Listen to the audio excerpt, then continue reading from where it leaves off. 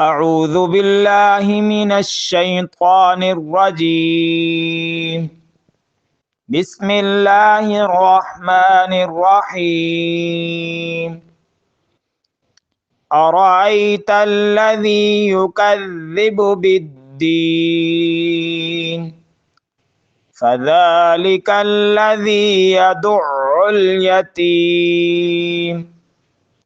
ولا يحض على طعام المسكين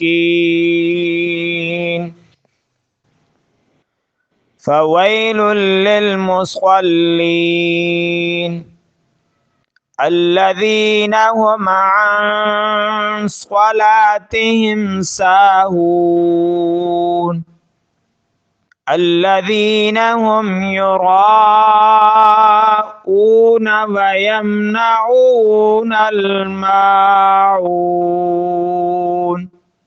صدق الله العظيم.